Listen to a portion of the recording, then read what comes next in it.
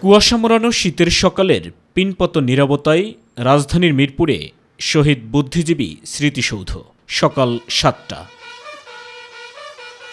জাতির শ্রেষ্ঠ সন্তান শহীদ বুদ্ধিজীবীদের প্রতি শ্রদ্ধা জানান রাষ্ট্রপতি মোহাম্মদ শাহাবুদ্দিন।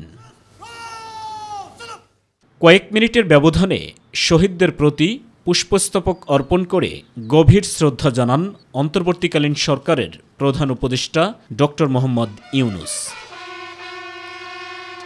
শ্রদ্ধা নিবেদন শেষে কিছুক্ষণ নীরবে দাঁড়িয়ে থাকেন তারা। এ সময় সশস্ত্র বাহিনীর সদস্যরা রাষ্ট্রীয় সালাম দেন।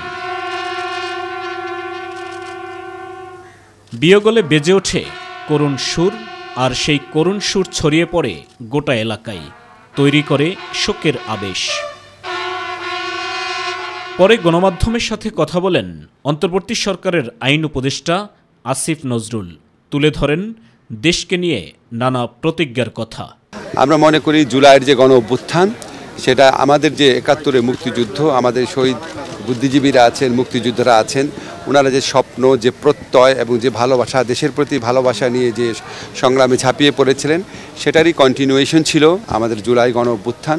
জুলাই গণ অভ্যুত্থানকালেও দেখেছি আমাদের তরুণরা, আমাদের ছাত্ররা জীবনের মায়াকে উপেক্ষা করে গণতন্ত্র, মানুষের অধিকার, বৈষম্যহীন সমাজ প্রতিষ্ঠা, শোষণমুক্ত সমাজ প্রতিষ্ঠার জন্য লড়াই করেছে। শহীদ বুদ্ধিজীবীদের লক্ষ্য নিয়েই কাজ করে যাচ্ছে অন্তর্বর্তী সরকার, এমন মন্তব্য করেন প্রধান উপদেষ্টার প্রেস সচিব। যেই নতুন বাংলাদেশকে আমরা স্বপ্ন দেখছি, যেই নতুন বাংলাদেশ গড়ার প্রত্যয়ে প্রফেসর ইউনূস এগিয়ে যাচ্ছেন, এটা সেই শহীদ বুদ্ধিজীবীদের যে ড্রিম ছিল তারই একটা কন্টিনিউয়েশন। সেই আলোকেই আমরা এগিয়ে যাচ্ছি। তারা যেই জন্য ফাইট করেছিলেন, যেই জন্য তারা দেশকে এগিয়ে নিয়ে গিয়েছিলেন, ঠিক সেই এগিয়ে নেওয়ার প্রত্যয়েই আমরা এগোচ্ছি। পরে খুলে দেয়া হয় স্মৃতিসৌধের মূল ফটক। ঢল নামে সর্বস্তরের মানুষের। সাইদুর রহমান আবির, মাই টিভি, ঢাকা।